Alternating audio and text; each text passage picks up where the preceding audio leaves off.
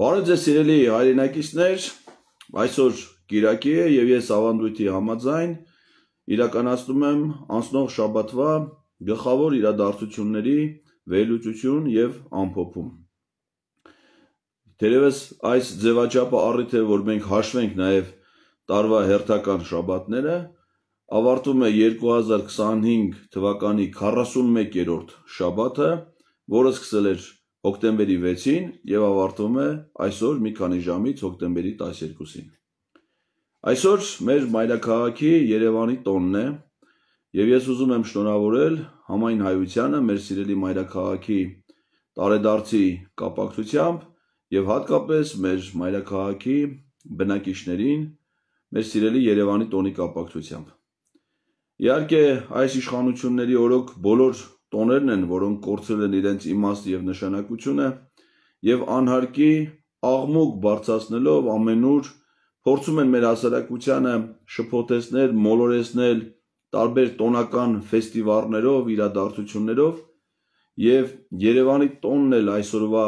միջոցառումներն էլ այդ շարքից էին։ Բայց քաղաքի բնակիչները իրապես կարող են տոնել իրենց սիրելի քաղաքի տոնը, եթե նրանք ապրում են այդ քաղաքում բարեխնամ պայմաններում եւ զգում են քաղաքի իշխանությունների իրենց հանրային ծառայություններ մատուցող մարդկանց սրտացավ վերաբերմունքը։ Ցավոք սրտի Երևանում այդ հնարավորությունը չկա։ Երևանը իր տոնը նշում է աղբանության, աղբանոցի,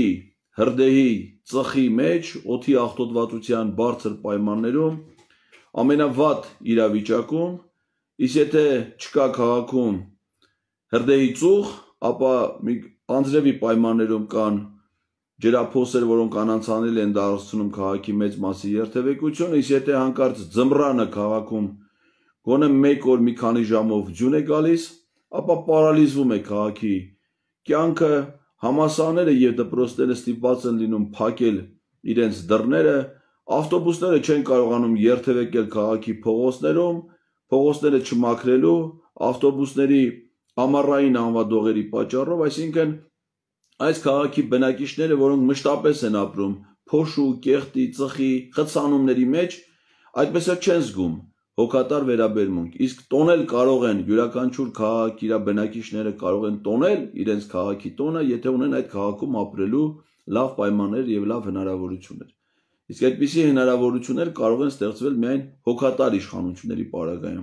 Տիգրան Ավինյանը, նրա թիմակիցները, քաղաքացիական պայմանագիր կուսակցությունը անգամ ամենամեծ ցանկությունների դեպքում ի վիճակի չեն կառավարել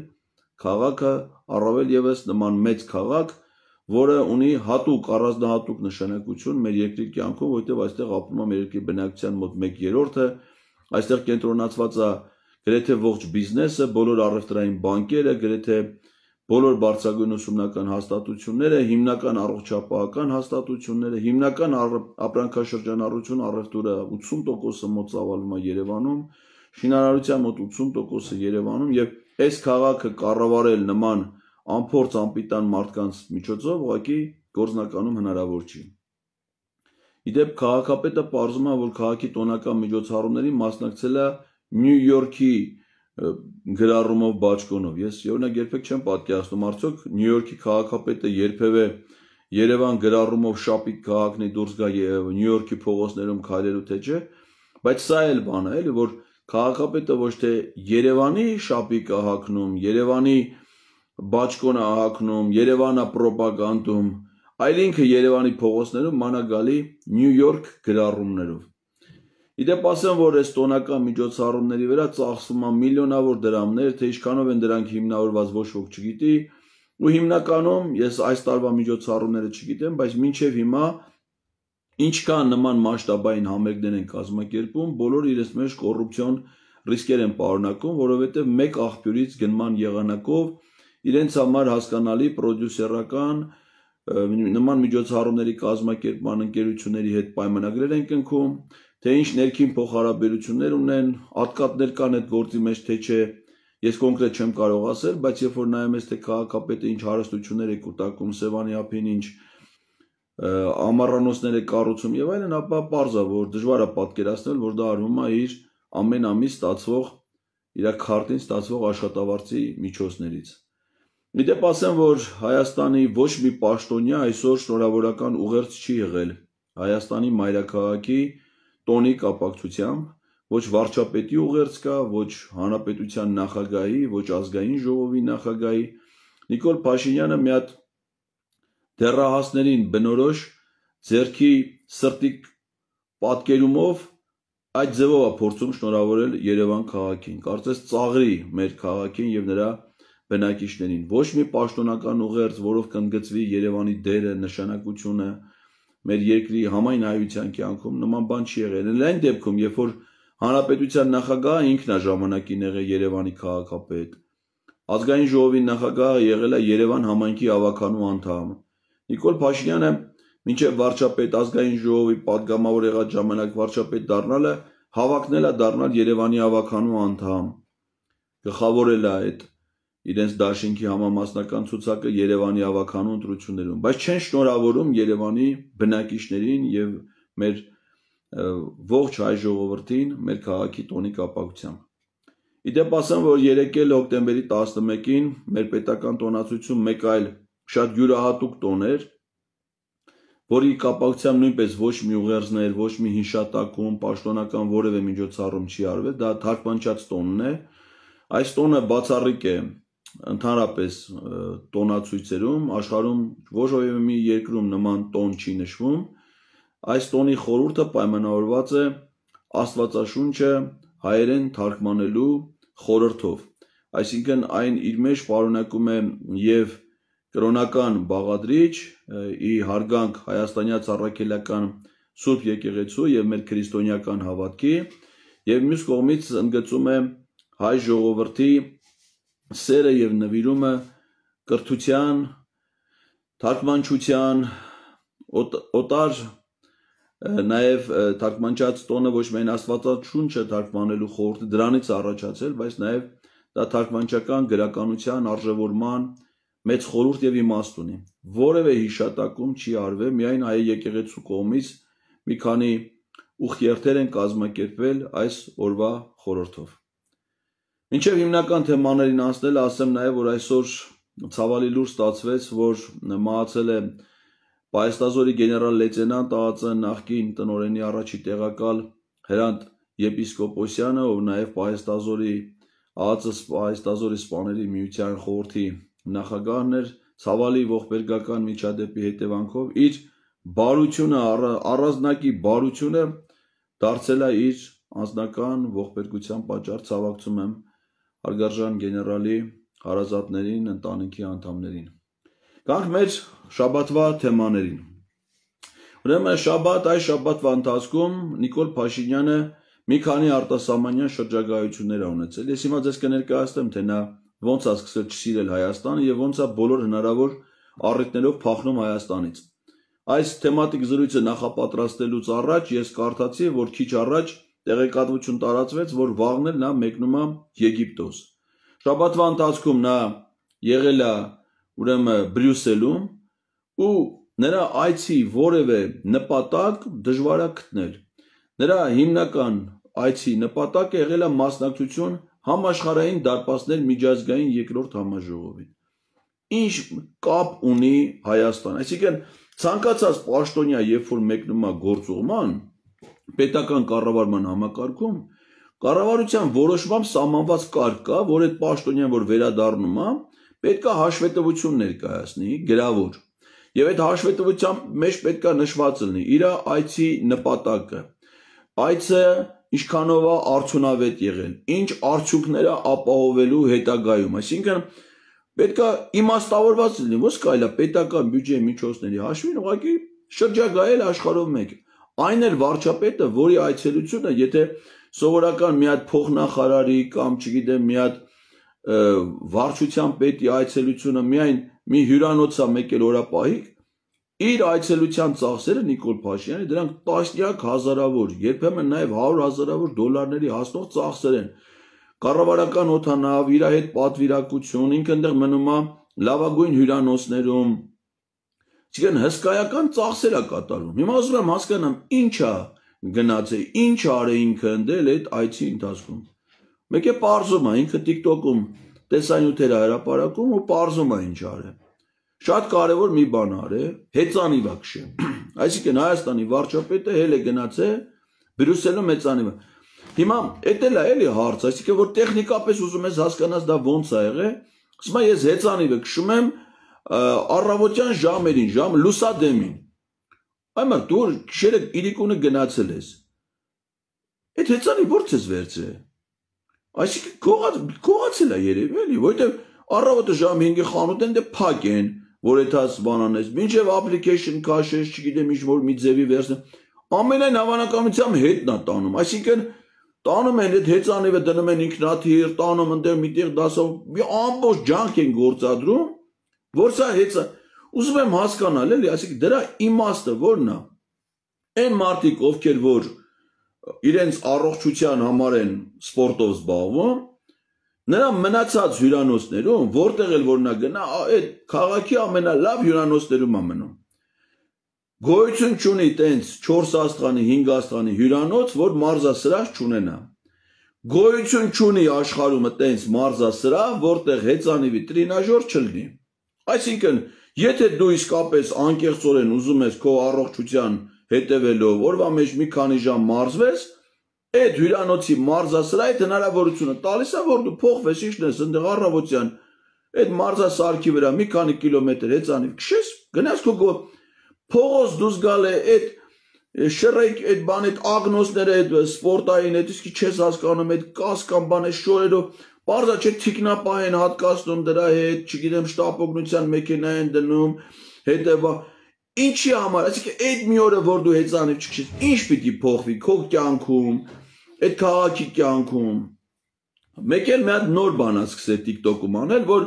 նստում այսպես հիմա ես ոնց եմ հեռախոսը դրել եմ ուղիղ եթերով թեմատիկ զրույց եմ վարում կամ չգիտեմ նյութ եմ ներկա։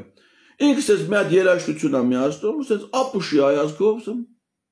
երաժշտություն, հիմա Բրյուսելից գնացել եմ մի հատ հյուրանոցում, երաժշտություն եմ միացել, ասես աշկերս է շարժում ես կողմից այն կողմ, գցում էկրանի վրա։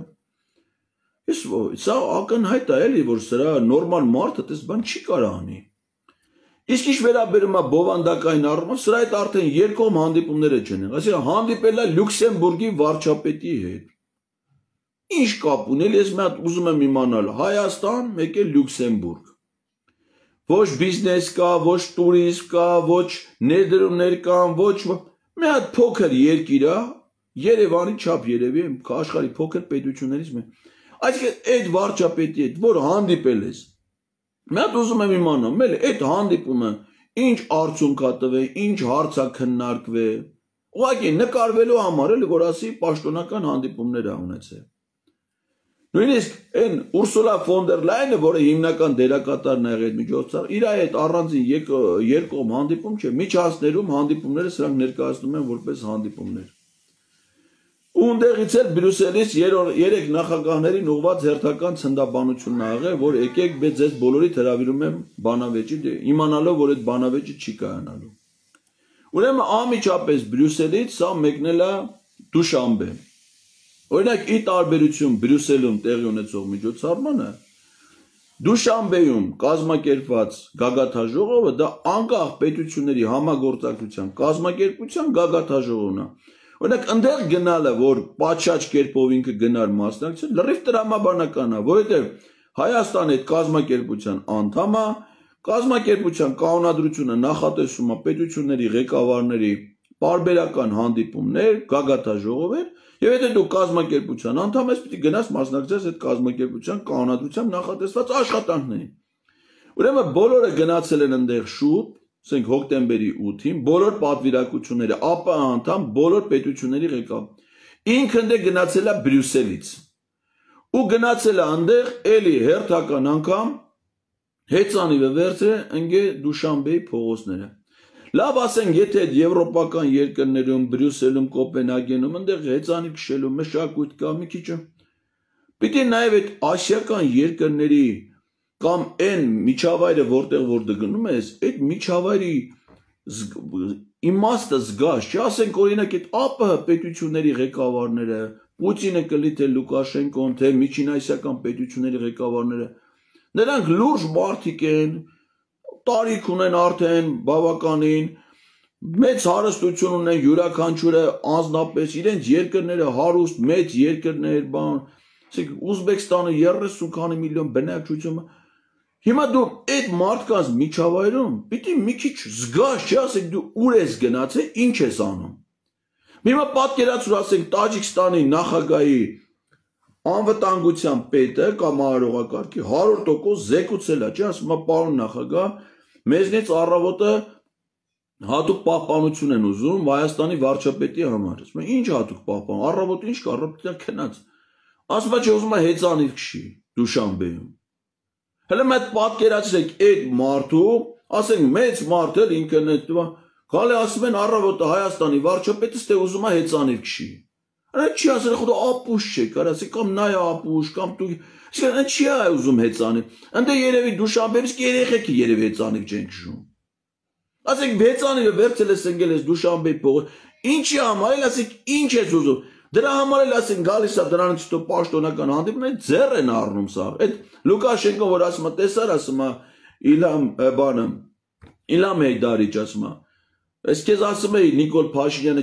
գալու է, դու ասում ես չի գա, ախ ուր պետք է թան առանց մեզ, ումասի ումա պետք է էլի։ Այտենց բան Լուկաշենկոն երբեք Ղազախստանի նախագահի հասցեին չի ասի։ Այտենց բան Լուկաշենկոն երբեք Ուզբեկստանի նախագահի մասին չի ասի։ Իրա մասին է չէ ասում։ Իրա դե որովհետև ծաղրի առարկա է ինքը իսկ այդ ծաղրի առարկան ինչից է իրա պահվածքից է ելույթ է ունենում երկար որ Ալիևի ելույթը տևել է ընդամենը այդ գագաթաժողովի ժամանակ ընդամենը 2 րոպե ու այդ 2 րոպեում նես մեսիջներ է տվել որոնք ոտից գլուխ քաղաքական իմա ասեք օրինակ ասում եմ Լաչինը դարել է ԱՊՀ մշակութային մայրաքաղաք, շնորհակալ եմ ձեզնից բոլորից, որ այդ որոշումը կայացրել եք, որովհետև այդ Լաչինը ասում է եղել է 30 տարի Հայաստանի օկուպացիայի տակ։ Այսինքն ինքը ոչ թե ասում է, որ Լաչինը ռազմական գործողությունների հետևանքով դուրս է եկել մեր վերահսկողությունից, ոչ թե դες ձևերով, այլ ասում է օկուպացված է եղել։ Օկուպացիան էլ իրականացրել են ոչ թե Արցախի զինված ուժերը, Արցախը Հայաստանի, այսինքն ինքը նստած Նիկոլ Փաշինյանի ներկայությամբ Հայաստանին համարում է օկուպանտ երկիր, Հայաստանին, իսկ օկուպացիան դա հանցագործություն է, միջազգային հանցագործություն է։ Ու Հայաստանի ղեկավարը դե նստած չի արձագանքում դրան, չի հակադարձում։ Հələ հիշում եք ժամանակին են ԵԱՏՄ-ին անդամակցության ժամանակ Նազարբայևը Ալիևի մի հատ նամակ էր կարդացել։ Մինչև հիմա ասում են Սերժ Սարգսյանը ասես մի հատ լավ չպատասխանեց էլի չնայած որ Նազարբայևը իր ձեռով նամակը կարդաց հետո էլ Սուսպուս ինքը կողմ քվեարկեց Հայաստանը դարձավ ԵԱՏՄ անդամ իր նամակը կարդաց խելոքել չէր կարդա այդ նամակը եթե կողմա քվեարկում այսինքն եթե կողմ էր քվեարկելու այդ նամակը կարդալու այդ հարցադրումներ անելու իմաստը ո՞րն էր հարց արիր հետո էլ կողմ քվեարկիր Հայաստան դառավ ԵԱՏՄ անդամ Բայց մինչև հիմա հայ հասարակությունն ասում է Սերժ Սարգսյանը ասեց արժանի պատասխան չտվեց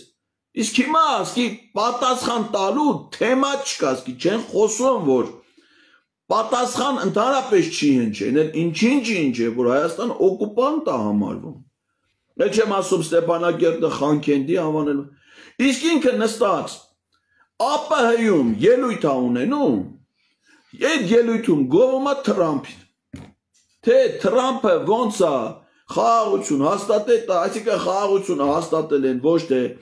իր կազմակերպության անդամ երկրները դրանց ջանքերով, այլ նստել Պուտինի մոտ, ապա անդամ երկրների ղեկավարների մոտ Թրամփի գովք անում։ Սա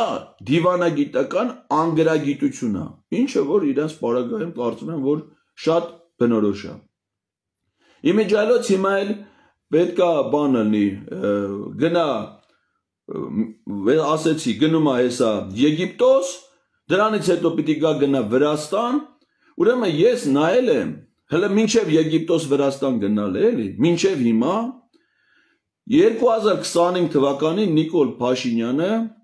ունեցել է 23 արտասահմանյան այցելություն։ 10 ամսվա ընթացքում, այսինքն հələ հոկտեմբերի կեսն է, 23 այցելություն, այսինքն ամիսը 2.3, մոտարապես 3 արտասահմանյան այց ամսեկան։ Ուրեմն արտերկրում անցկացրած օրերի քանակը 43, հələ որ դրան է գումարենք, որ այս տարի 30 օր նա արձակուրդ է, աշխարհում այնտենց ոչ թե երկրի ղեկավար, սովորական մասնավոր ընկերությունում աշխատողը, որ է թվում տնօրենին ասում անձի արձակուրդ կտաս, 14 օրից ավել չեն տալի։ Կարող ասենք օրենքի պահանջ կա, որ պիտի տան 14 օր ամառն են տալի, 14 օր ձմը։ Այսինքն մի մարդու, որ ամառը 30 օր ուղարկեն արձակուրդ, մասնավոր ֆիրմաներում նույնիսկ դες բան չեն անում։ Որտեւ ասում են, դու այդ տես գործով պիտի անի, ընկեր, հասկացան, ամառը ընտանիքդ վերցում ես 10 օրով գնաս մի տեղ հանգստանաս 14 օր։ Մի ամիս դու հելա գնացիր, քու գործով պիտի անի։ Մի ամիս սա գտնվել է արձակուրդի ընթացքում 43 օր եղել է արտասահմանյան ճամփորդություններ տենում են, ասենք հելը գնացել Բրյուսել։ Դիմավորեն, տանեն, հեծանիվ քշի, կուտին դե, պոլնի, հյուրասիրություններ են ընդեղ ելնում, բանալնում։ Այնպես թռնի գնա դուշան, Նյու Յորք որ գնաց, ուրեմն Երևանից թռավ Մոսկվա, Մոսկվայից գնաց Նյու Յորք, Նյու Յորքից եկավ Ստրասբուրգ, մի օրով եկավ Երևան, հաջորդ օր գնաց Կոպենհագեն։ Շրջակայք մարդը վախենում է երևի Հայաստան մնա, կամ էլ հետաքրքիր չի իրան Հայաստանը։ Ճամփորդում է, էլի, պատկերացրեք, մասնավոր ինքնաթիռը միլիոնատեր է, էլի աշխարհում քանի մարդ կա, որ սեփական ինքնաթիռ ունի։ Դրանց իր համար շրջագայում է։ Ուրեմն, ասեցի, չէ՞, 23 ճամփորդ, այսինքն, եթե 190 այդ 282 օրերից մինչև հիմիկվա, 194 օր աշխատանքային է։ 194 օրերից 63 օրը կամ 32%-ը սա անցկացրել է կամ արտասահմանյան այցելություններում կամ արձակուրդի ընթացքում, պատկերացնում եք։ Ուր ասես ֆռում է։ Հերթով գրել եմ էլի ամսաթվերով, մի օր տարվա վերջին ամփոփում կանեմ այդ բանի։ Այդ դրա փոխարեն Կաբալայում Ադրբեջանի նախագահը կազմակերպել է թուրքական պետությունների 12-րդ գագաթաժողովը, որը ընդունել է բանաձև, հատուկ բանաձև, որը վերաբերում է Զանգեզուրի միջանցքին։ Ինքը Նյու Յորքում Իլհամ Ալիևի իբր Ալիևը գնացել ելույթ ունեցել է Նյու Յորքի ՄԱԿ-ի գլխավոր ասամբլեայում։ Մի քանի օր անցել արդեն բոլոր պատվիրակությունները հետ են գնացել, այն վերջին օրերին մի դատարկ դահլիճում ինքը գնացել իր ելույթն անում։ Այդ ելույթում էլ ասում աստեղ մի քանի օր առաջ Իլհամ Ալիևը ասում էր, որ Զանգեզուրի միջանցք կա հղում անելով օգոստոսին 8-ին Վաշինգտոնում ստորագրված փաստաթղթերի։ Բայց թող ինքը մատելը պարզաբանի, այդ ի՞նչ է նշանակում Զանգ, մենք դες բան իր այդ չենք խոսել, չենք պայմանավորվել, թող պարզաբանի։ Դրանից 2 օր հետո Կոպենհագենում մի հատ բուֆետում Ալիևի հետ նստած զրուցում, ասկի չի ասում։ Մատելը պարզաբանի, 2 օր առաջ ինչ էր ելույթ ունենում ՄԱԿ-ի ասամբլեայում, ՄԱԿ-ի գլխավոր ասամբլեայի ելույթն է, այդ պետության ուղերձն է ամբողջ աշխարհին։ Ալիև ոչ մի բացատրություն իրան չի տվել։ Դրանից հետո եկել է թուրքական պետությունների համաժողովակազմից, թուրքական պետությունների մեջ են Թուրքիան, այդ նույն ԱՊՀ անդամ պետությունների մի զգալի մասը, Ղազախստան, Ուզբեկստան, Տաջիկստան, Թուրքմենստան, Հունգարիայի վարչապետն է գնացել այնտե, Վիկտոր Օրբանը, նույն Հունգարիայի, որը Եվրամիության անդամ երկիրն է, որը դեմ է քվեարկում եւ խափանում է Եվրամիության ցանկացած օգնություն, որ պիտի տրամադրվի Հայաստանին։ 2023 թվականի ապրիլի 4-ին գնացին Բրյուսելում հատուկ փաստաթուղթ ստորագրեցին, Եվրամիությունն ասաց, մենք հեսա Հայաստանին օգնություն ենք տրամադրելու։ Միացյալ Նահանգների պետքարտուղար Էնթոնի Բլինքեն ասաց 76 միլիոն դոլար Ամերիկայի կողմից։ USAID-ով պիտի տային այդ գումարները, USAID-ին փակվել է այդ փողերից մի կոպեկ Հայաստան չի եկել, մի կոպեկ։ Եվրամիություն ասաց, մենք էլ մեր կողմից աջակցության ծրագրեր կիրականացնենք Հայաստանին, 260 միլիոն առանձին, այս պահին մի 10 միլիոն դոլարանոց դաշտային վրան տրամադրում ենք հոսպիտալ, տանում են դնում են քվեարկության, Հունգարիաց դեմը քվեարկում, Ընդ Եվրամիությունում է որոշումները կայացվում են կոնսենսուսով։ Մի երկիրը դեմոկրատիական որոշում չի կայացվում։ Հունգարիան է պրո-թուրքական, պրո-ադրբեջանական երկիր, ասում է Հայաստանին ոչ մի բան։ Ինչ տալիս եք դե Ադրբեջանն է տակ։ Ադրբեջանն ասում է ես 10 միլիոն դոլարի կարիք չունեմ, եղբայր ջան, ես այդ վրանից ունեմ, չեմ ուզում։ Ու տենց էլ Հայաստանը բայց հենց Ադրբեջանի այս քաղաքականության պայմաններում նայեք գնացել են բանաձև են ընդունել գրել է կարամ այդ հատվածը կարդամ ասում է Զանգեզուրի առաջնորդները նշել են Միջին Միչանսկի միջազգային տրանսպորտային երթուղու այդ թվում Զանգեզուրի Միչանսկի զարգացման ռազմավարական կարևորությունը ընդգծելով որ այն զգալի ներդրում կունենա թուրքալեզու պետությունների միջև կապերի ամրապնդման առևտրաշրջանառության ավելացման եւ ներտարածաշրջանային տնտեսական համագործակցության զարգացման գործում այսինքն չի ասում որ այդ Միչանսկը բացում է Հայաստանի հետ խաղաղության հաստատմանը ասում այդ Միչանսկը ինքը Միչանսկը Զանգեզուրի Միչանսկը այն է բացում է թուրքալեզու պետությունների միջև հարաբերություններ հաստատելու համար թուրքալեզու պետություններն է որն են Թուրքիան կապը հաստատելու է Նախիջևանով Ադրբեջանի հետ դուրս են գալու Կասպիցովով գնան հասնեն Միջին Ասիա Հայաստանի մասին այստեղ խոսք ընդհանրապես չկա Մյուս թեման որի մասին կուզենայի այս ամփոփման շրջանակում ասել դա իմպիչմենտի անվստահության գործընթացն է որը որոշակի դրական տեղաշարժերով, բայց շատ դանդաղ ընթանում առաջ, ինչը որ ցավալի է։ Դրական տեղաշարժը ձեռք բերումը այն է, որ պատիվ ունեմ խմբակցության ղեկավար Հայկ Մամիջյանը հայտարարեց, որ իրենց հանձնվել է Հայաստան խմբակցության 28 պատգամավորների ստորագրությամբ, որ իրանք միացել են գոյություն ունեցող նախաձեռնություն, այսինքն եթե մինչև ասում էինք Այդքան էլ այտենց չեն միացել բան, հիմա այդպես բան ասելու իրավունք չունենք, որովհետև մարդիկ դրականորեն գնահատում ենք, ոգևորությամբ ընդունում ենք լուրը, որ Հայաստան խմբակցության պատգամավորները ի վերջո ապրիլի 28-ին ինձնից ստացած նամակներից հետո, ապրիլ, մայիս, հունիս, հուլիս, օգոստոս, սեպտեմբեր 6 ամիս հետո տարբեր հայտարարություններ անելուց հետո նոր վերջապես միացել են այդ նախաձեռնության Հիմա այս նախաձեռնությունը պետք է առաջ մղի, այսինքն եթե միացել են, դա չի նշանակում, որ արդեն իրանք դարձան մեր համար աստվածային հրեշտակներ։ Ոչ։ Միանալ նախաձեռնությանը նշանակում է դառնալ նախաձեռնության համահեղինակ։ Իսկ ինչ պիտի անեն համահեղինակները, պիտի ամեն ինչ անեն, որպեսզի իրենց նախաձեռնությունը կյանքի կոչվի։ Իսկ այդ ուղղությամբ ցավոք սրտի ոչ իրանք են էլ որ քայլեր անում, ոչ էլ նկատելի քայլեր կան, պատիվ ունեմ խմբակցության պատգամավորների կողմից։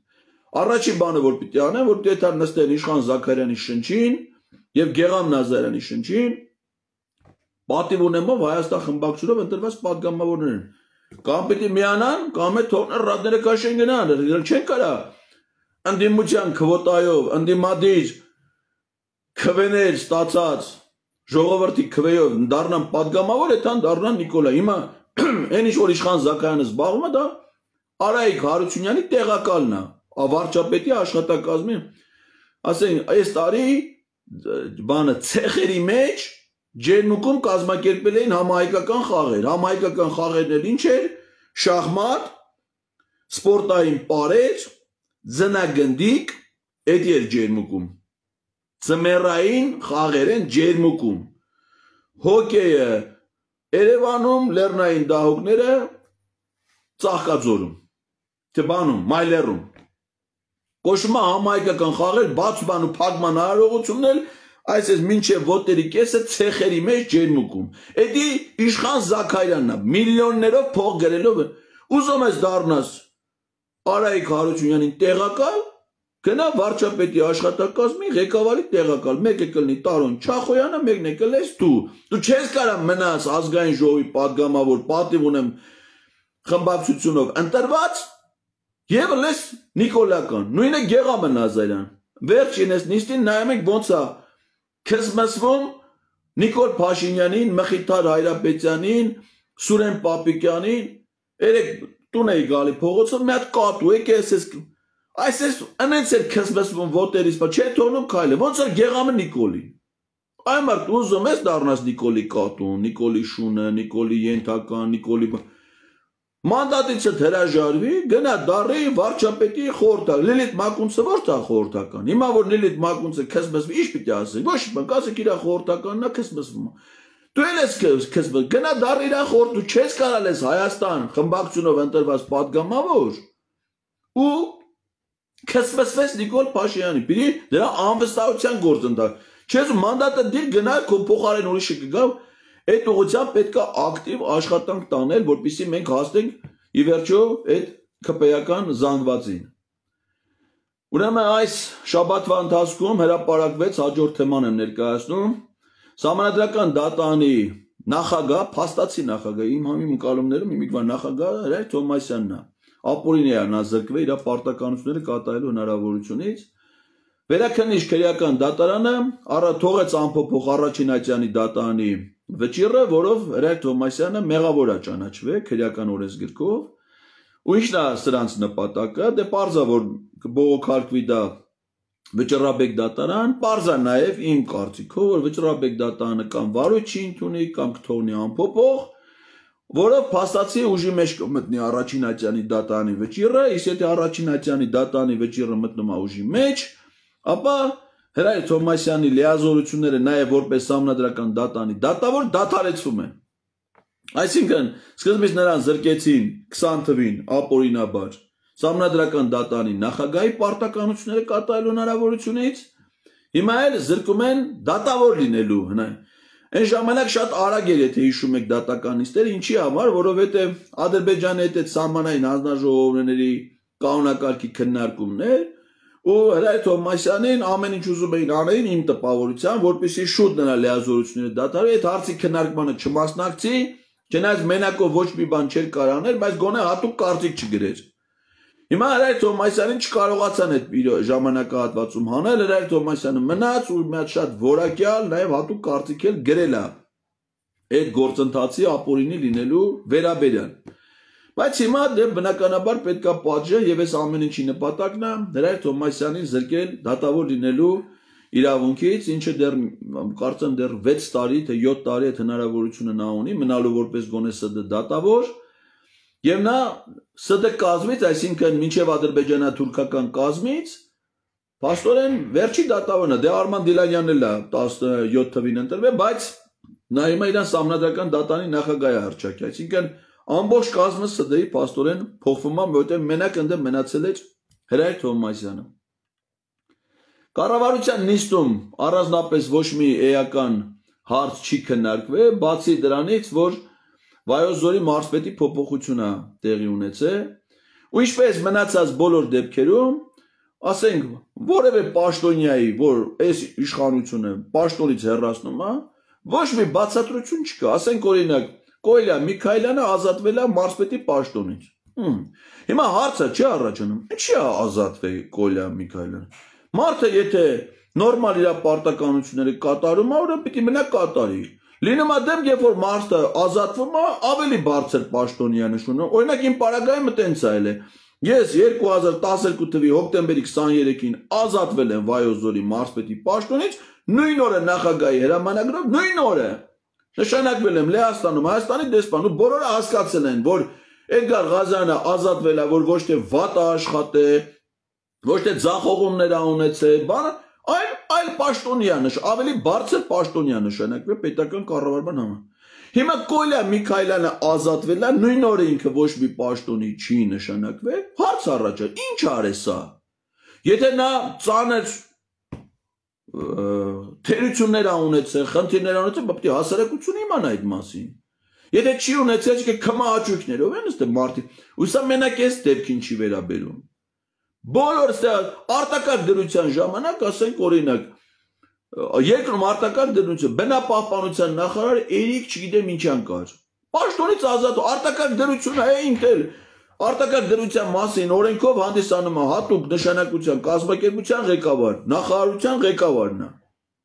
Ոչ մի բացատրություն։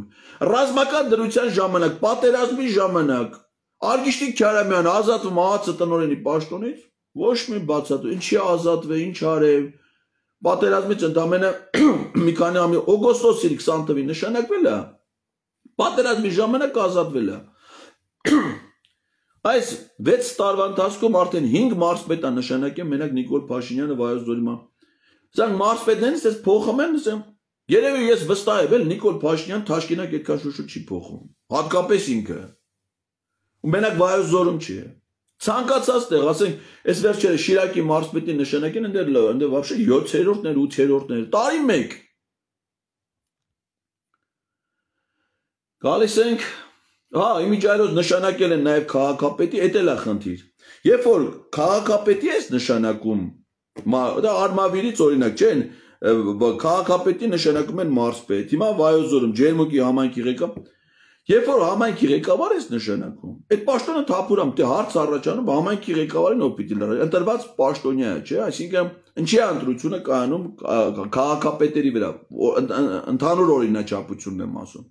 Ոչ մի օրինաչափություն սրանց պարագայում գոյություն չունի։ Ուրեմն ազգային ժողովի հետ կապված մի կարևոր դիտարկում անեմ, որ տապալեցին սրանք 44 օրյա պատերազմի հանգամանքներն ուսումնասիրող հանձնաժողովի գործունեությունը եւ սրա կապակցությամբ ես արդեն նկարած տեսանյութ ունեմ, որը վաղը երեկոյան 22:45-ին 168.am լրատվական կայքի YouTube-յան ալիքով հեռարձակվելու է թեմատիկ զրույցներն այն 168-ի ամեն երկուշաբթի օրվա, որպեսզի հիմա այդ թեմայով չխոսեմ, մանրամասը մոտ 1 ժամանոց տեսանյութ կա, մանրամասը վերլուծել եմ եւ քառօրյա պատերազմի հանգամանքներն ուսումնասիրող հանձնաժողովի գործունեությունը եւ 44 օրյա պատերազմի, ու դուք այդ փաստերի վրա կտեսնեք, թե ինչ խայտառակ իրավիճակ է եւ ինչ ապօրինություն է այդ պատերազմի հանգամանքների առումով։ Այս շաբաթվա ընթացքում մամուլի ասուլիսով բավականին երկար մոտ 3 ժամ տևողությամբ հանդես է եկել Հանրապետության երկրորդ նախագահ Ռոբերտ Քոչարյանը, անկեղծ ասած այդ ասուլիսը ինչպես բնորոշ է նախագահ Քոչարյանին իր վերլուծական խոսքի իմաստով շատ արժեքավոր է, որովհետև նախագահ Քոչարյանը իր փորձառությամբ, իր գիտելիքներով, իր պրագմատիկ դատողություններով շատ խելամիտ վերլուծություններ է անում, շատ առողջ մտքեր է ներկայացնում, այդ իմաստով հետաքրքիր է, ինչպես մնացած իր խոսքը մնացած ուրիշ դեպքերում, լինի ասուլիս թե հարցը, բայց քաղաքական օրակարգ դա իր մեջ չի պարունակում։ Այսինքն 3 ժամ լսում ես մարդուն, ասում ես լավ, այս մարդը խորհուրդ է անում ամենամեծ ընդդիմադիր խմբակցության պատգամավորները ասում են, որ իրանք մեր առաջնորդն է, չնայած ինքը պատգամավոր չի, խմբակցության ղեկավարը չի, բայց Հայաստան խմբակցության պատգամավորներն ասում են, մեր առաջնորդը Ռոբերտ Քոչարյանն, ընդունում են նրա առաջնորդությունը, շատ լավ։ Հիմա ստացվում է, որ ինքը առաջնորդում է, խորհրդանում ամենամեծ ընդդիմադիր խմբակցությունը եւ ինքը այսօր քաղաքական օրակարգ չունի։ Իսկ հարց առաջանում, ենթադրենք ասուլիսից հետո ինքը ինչ պիտի անի։ Իր թիմակիցները, այն մարդիկ, ովքեր իր առաջնորդությունը ընդունում են, հիմա ամսի 13-ին, վաղը նրանք ինչ պիտի անեն։ Ոչ մի բան, ոչ մի բան։ Օրակարգ չունեն այդ մարդիկ։ Զերո նպատակ, մենակ իմպիչմենտի վերաբերյալ էլի վերացական անհիմն մեկնաբանություններ, ոչ մի այդ մասով օրինակ ես խելամիտ խոսք չեմ լսում։ Այդ թվում նախագահ Քոչարյանից պայքարի տրամադրություն չկա, հիմնական շեշտն է, որ պատրաստվում են Նիկոլ Փաշինյանի հետ գնալ ընտրությունների։ Այդ էլ մեծ ուզում եմ հասկանալ, եթե 2021 թվականին Ռոբերտ Քոչարյանը պարտվել է Նիկոլ Փաշինյանին։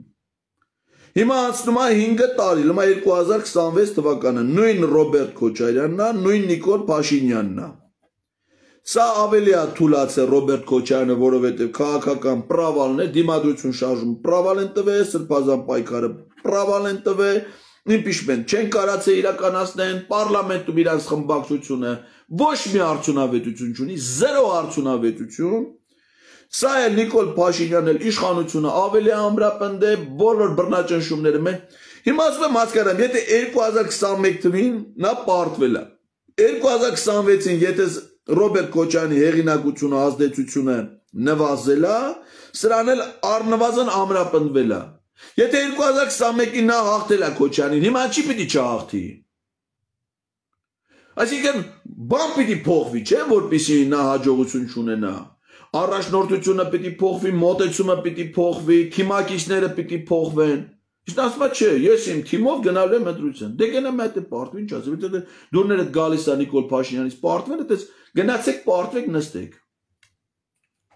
Ոչ մի նոր բան չեն մտածում այդ իմաստով։ Այդ տեսանկյունից հասարակական հարաբերություններում, եթե որոշակի նորություն բան կա, նաև այս շաբաթվա ընթացքում է դրսևորվել, դա մեկ Արման Թաթոյանի նախաձեռնած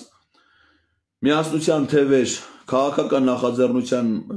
ուրեմն ներկայացումներ, շնորհանդեսներ, որը Արման Թաթոյանը հայտարարեց, որ դա գործընթաց է, որը տանելու է դեպի քաղաքական արդյունքի, այսինքն ամենայն հավանականությամբ կստեղծվի կուսակցություն եւ այդ կուսակցությունով կմասնակցեն ընտրությունների եւ ասաց, որ ինքը կլինի դա կուսակցության կամ դաշինքի վարչապետի տեխնացում։ Եվ հիմնական օրակարգը բերեց, որը կարծում եմ, որ խելամիտ էր եւ հիմնավոր, դա խաղաղություն, այսինքն Թաթոյանը ասում է, որ ինքը եթե իր մոտեցումը այն է, որ պետքա բերվի խաղաղություն մեր երկրին, որոնց ոչ միայն սահմաններին, այլ նաև հանրային կյանքին։ Այօրինակ որ Արման Թաթոյանը կամ նման տիպի մարդիկ, գործիչներ խոսեն, որ իրենք կարան խաղաղություն բերել, դա կարելի է հավատալ։ Որտեղ իր կերպարը, գործունեությունը, կրթությունը թույլ տալիս է, որ դրան հավատա։ Իսկ եթե Նիկոլ Փաշինյանն ասում ես କି խաղաղություն բեր, այդ մեկ արդեն ֆանտաստիկա է, որտեղ մարդը ում պաշտոնավարման շրջանում տարի մի հատ պատերազմ ա եղել, նա հաստատ չի կարա խաղաղություն բերի։ Խաղաղություն կարան ուրիշները բերեն։ Բայց անկեղծ ասեմ, որ չնայած նոր նախաձեռնություն է, բայց ինքը առանձին վերցած իմ կարծիքով հավակնություններ չի կարող ունենալ, այսինքն ես չեմ մտածում, որ իմ Արման Թաթոյանը եթե շարժում նախաձեռնեց գնաց ընտրությունների 50% ձայն է հավաքելու։ Ես ասել եմ Նիկոլ Փաշինյանի հետ ընտրությունների գնալը դա շատ դժվար գործ է։ Եվ մարդիկ պետքա անդիմադիր դաշտում փորձեն իրանց ուժերը մեկտեղեն, համատեղեն։ Նույնը վերաբերում է նաև մեր ձևով նախաձեռնությանը շարժմանը, որը որ ակտիվություն ցուցաբերում, ված չի այդ ակտիվությունը, մարզեր են գնում, օրինակ այս հոկտեմբերի 11-ի մարզային այցելությունների ամփոփում են արել։ Այդ արածի մեջ ոչ մի վատ բան չկա, չես կարացես, այդ ինչ որ անում են շատ վատ է։ Բայց այդ արածի մեջ արդյունք էլի չկա։ Այսինքն մեր ձևով շարժումը իմ կարծիքով, եթե հիմա մենակ որոշեց գնա, ոնց որ ասում են մենք ոչ մեկի հետ կապ չունենք, թե ինչի պիտի կապ չունենաք, ինչի պիտի, ով ասում պիտի չունենաք։ Բոլորի հետ պիտի կապ ունենաք, բոլորին է պիտի մեկտեղ են ամենք իր մասով ջանգորը։ Եթե որոշեցիք, գնացեք։ Կետակ բան կգրեն, կդնեն դեմները մի 8%, 9% կարող է ձեն հավաքեն։ Եվ մեր սահմանադրությամբ պարլամենտը կազմված է 101 պատգամավորից։ 101 պատգամավորի 9%-ը 10 պատգամավորը։ 10 պատգամավոր կտանեն պատիտակ կնստացնեն, որ Ալեն Սիմոնյանն ու Վահագն Ալեքսանյանը ձեռ առնեն։ Ինչ արդյունք պիտի տա։ Նույնը վերաբերում է մյուսներին, հա։ Վանեցյանը հայտարարում է. մենք առանձին գնում ենք մասնակցենք ընտրություններին։ Այ ախպեր ջան, եթե դու անցած անգամ հանրապետական հետ միասին գնացել եք, հավաքել եք 5.2%։ Հիմա այդ նշանակում է այդ 5.2-ի մեջ իրանք են, չէ՞, մաս ունեցել։ Այսինքն 2-ը իրան նայել է, 3.2-ը քեզ։ Հիմա 3.2-ով որ դու գնում ես ընտրությունների, 4% չես հավաքելու։ Իմաստը ո՞րն է դրան մասնակցելու։ Որովհետև եթե դու 4% չես հավաքում, քո օգտին քվեարկած ձայնը դառնում է Նիկոլի ձայն։ Ընտրական օրենսգիրքը այդ քվեները վերաբաշխում է, տանում է տալիս է ընտրություններում անցած քաղաքական ուժերին։ Դրա համար լավ է, որ դու քաղաքական գործիչներ եք, հայտ ունեցաք, սա լավ է։ Բայց ես ակնկալում եմ անկեղծ ասած, որ ինչ որ մի կետում, այնտեղ որտեղ պիտի գա ընտրական, այս մարդիկ իրատես գտնվեն, որ եթե իրանք առանձին վերցրած ոչ մեկը պատգամավոր չի դառնա, որտեղ շեմ չի հաղթահարի։ Ես խորը կասկած ունեմ, որ եթե հիմա Ռոբերտ Քոչարյանը առանձին մասնակցի ընտրությունների, 4% ձեն կհավաքի։ Ես թերահավատ եմ, որ այդքան կհավաքեն։ Բայց եթե դուք առանձին պիտի մասնակցեք պատգամավոր չունեն, ավելի լավ չի բոլորդ միասին ձեր ջանքերը դնեք, մեկ միասնական ընդդիմադիր դաշինք ստեղծեք, էլի չեմ ասում, եք կարող է հաղթեք։ Գոնե մի 30% ձայն ունենաք, գոնե մի 30 ֆունկցիոնալ պատգամավոր լինի, այդան նստեն դրան շնչին։ Հակառակ դեպքում, պարզա չէ, որ են եվրոները, տեսան բոլորը միասին այդ հակառուսական ուժերը հավաքվելու են մի հատ դաշինք ստեղծեն, դրանց Նիկոլ անցկացնելու է։ Մի շատ ձայն չի տա, բայց մի 7% կտա դրանց։ Ու դրանք բերելու է, ուտարլելու է այս Մյուսների հաշվին, եթե սրանք այս ընդդիմադիր դաշտի մեր հարգարժան ընկերները միասին հանդես գալու մոտեցում չցուցաբերեն, սաղ էլ քաշվելու են։ Սաղ, ու դրանով նաև մեզ են քաշելու։ Ուրեմն ընդունելություններ ազգային ժողովում, գիտեք, որ ես իմ վճռանկախ դրանից սրանք ինչ վերաբերմունք են ցուցաբերում, գնացել եմ բոլոր ընդունելություններին, ինձ չի ընդունել Սարգիս Խանդանյանը, ու այդ ընդունելությունները մի հատ ձեռքբերում էլ ունենք, սիրելի հայրենակիցներ, որ բացահայտումներ ենք անում։ Օրինակ ասենք, ես չգիտեի էլի, որ ազգային ժողովում կա Տաթևիկ Գասպարյան անուն ազգանունով падգամավոր ԿՊ-ից, կամ Լիլիթ Կիրակոսյան։ Գնում եմ ընդունելության, այդ ազգային ժողովի այդ աղջիկը, այդ քաղաքացիներում կարծում եմ, պարոն Ղազարյան, Լիլիթ Կիրակոսյանը ձեզ չի ուզում ընդունել։ Ասում եմ, Լիլիթ Կիրակոսյանն ով է։ Լիլիթ Կիրակոսյանը չի ինձ պիտի ընդունի, ինձ պիտի падգամավոր ընդունի։ Բայց ասում եմ, Լիլիթ Կիրակոսյանը քաղաքացիական պայմանագիր կուսակցության падգամավոր, մեղաքետ է։ Արա, ասենք ինպես մարդը, որ ամեն օրվա լրահոսին է հետևում, վերլուծություններ անում, ելույթներով անդը, ասեմ, ամենայն անկեղծությամբ եմ ասում, ես չեմ իմացել, որ պարլամենտում կա Լիլիթ Կիրակոսյան անուն ազգանով падգամավոր։ Մեկ հիմա ասենք ինձ այս պահին այսքան մարդ լսում է, կարող է մի 10-20 հազար մարդ տարբեր YouTube-յան ալիքներով բաներով։ Ես խնդրում եմ, էլի մեկը անկեղծորեն ձեր մտքի մեջ մտածել, այսքան ժամանակ մեկը լսել եք ազգային ժողովի падգամավոր Լիլիթ Կիրակոսյանի, որ ելույթ ունենա, հարց տա, այդա միտեղ հարցազրույցի բան, Տաթևիկ Գասպարյան։ Բան հետո նկարները նայում ես, այ մարդ, այսքականից, իսկ անենց է գեշ են։ Այս Լիլիթ Կիրակոսյան օրինակ, որ ասին չի գա, հետո մտա նկարը նայած չի, լավա չի եկի, այ մարդ, ես դրան ցերեկով տնամ սրտաճակ կլեմ։ Լավա ասում ես չի եկի, բայց կան իրանք, դες մարդիկ կան էլի փաստորեն։ Վախենում են սրանք իմ այդ հանդիպումներից, բայց ճար չունեն, հիմա օրինակ եկող շաբաթ, վաղը ժամը 2-ին Ռուբեն Ռուբինյան, իր հերթն է։ Ես գնալու եմ ազգային ժողով, բայց ինչ եմ խնդրում ես հիմա մեր ազգային ժողովի ընդդիմադիր խմբակցությունների падգամավորներին։ 34 падգամավոր կա։ 34-ին էլ վաղը ժամը 2-ին հրավիրում եմ ազգային ժողովի ընդունարան։ Ես ընդեղ եմ ելնելու։ Ասենք, պարզա, իմ համար պարզա ինչ ալելու։ Այդ աղջիկը գալու է ազգային ժողովի, ասի պարոն Ղազարյան, Ռուբեն Ռուբինյանը հրաժարվում է ձեզ ընդունել։ Ես հարցնելու եմ, մենակ ինձ է հրաժարվում, թե ոչ, մենակ ձեզ։ Էդի ասելու է գնա։ Ոնց որ մինչև հիմա Ռուբինյանին արդեն 4-րդ անգամ։ Հիմա պատկերացրեք, եթե ընդունարանում իմ հետ միասին կանգնած են ընդդիմադիր խմբակցության, լավ ասենք 4-ը տարբեր պատճառներով չեն կարացիկում։ 30 падգամավոր, ազգային ժողովի падգամավոր։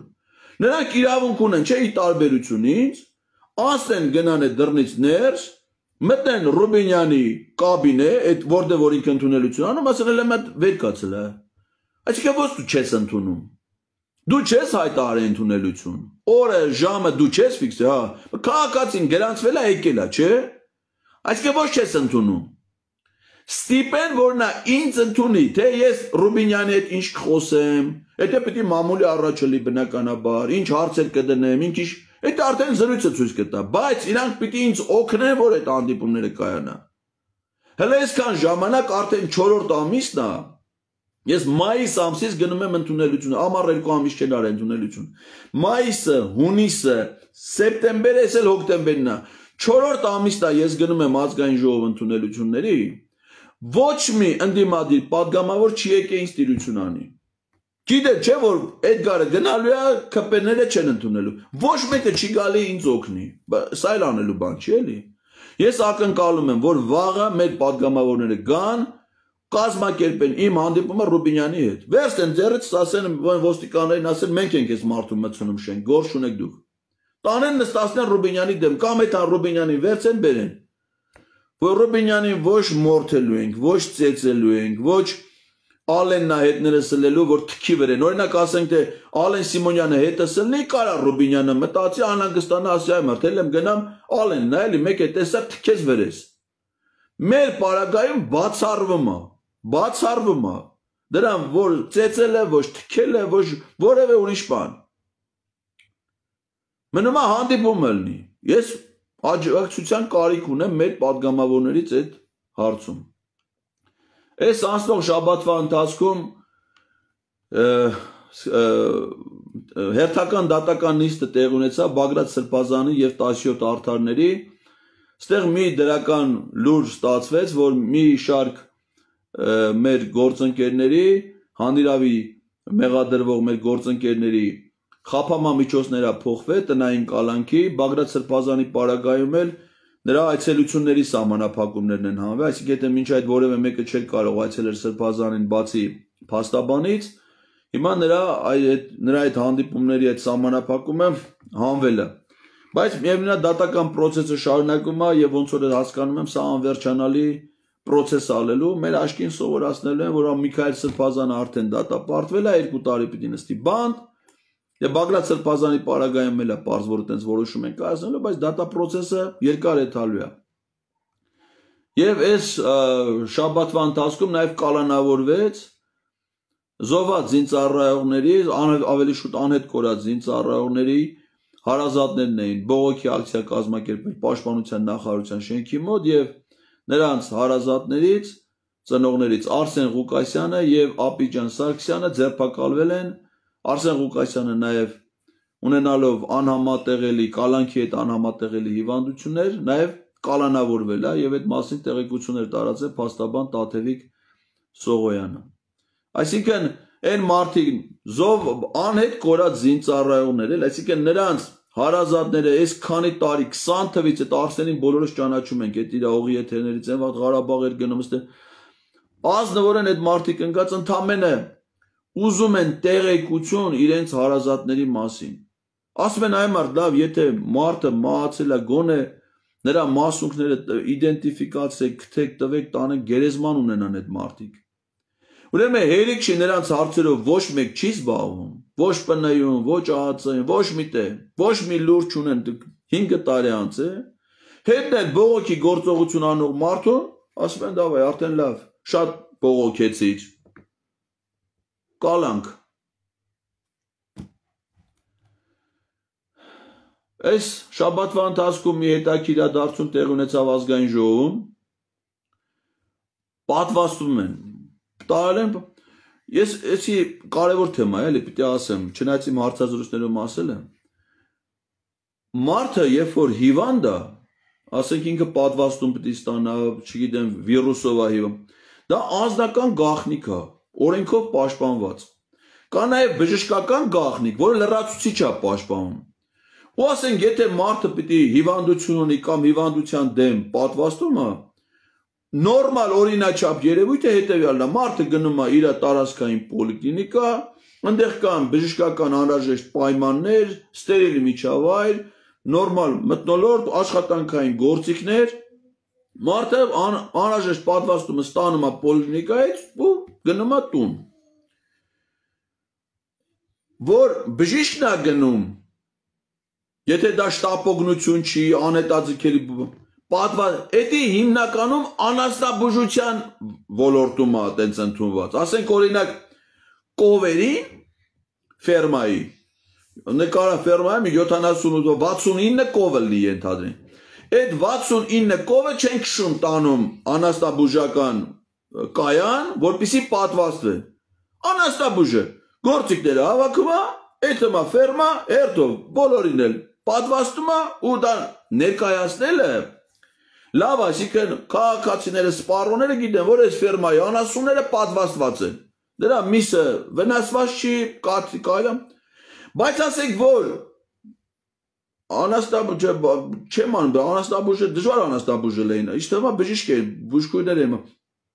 Գործիքները վերցան այդան ազգային ժողովում, Հայկ Կոնջորյանին պատվաստեն, Արթուր Հովհաննիսյանի դա անթույլ, ասենք, եթե նույնիսկ անում եմ, ցույց չտան այդ ամեն ինչը։ Այսինքն իմաստը որն է, ասենք հիմա մենք իմացանք, որ Արթուր Հովհաննիսյանն իր այդ հայացքով նստած, հետո մարդիկ կան, որ ասենք դրանց ինչի է կարևոր որ նա խմած չլինի, ասենք թմրանյութ օգտագործած չլինի, այդ դեպքում պիտի պատվաստում ստա։ Հիմա Արթուր Հովհաննիսյանի դեպքում ոչ մի երաշխիք չկա, որ նա ընդ օրգանիզմը մաքուր է, պատրաստ է ընդունելու այդ բան։ Այսինքն անասուններին պատվաստում եք, դրանց են չեք տարել պատվաստում նկարում գցում ինտերնետ, ես տենց էլ ոչ մի ձևի չհասկացա։ Այսքանը թերևս այս շաբաթվա հիմնական իրադարձությունների վերաբերյալ մեզ սպասում է նաև բավականին ակտիվ միջոցառումներով շաբաթ 42-րդ շաբաթը, որի արդյունքները ես ձեզ կներկայացնեմ շաբաթվա վերջին։ Շնորհակալ եմ ձեր ուշադրության եւ ժամանակի համար, լավ եղեք, հաջողություն։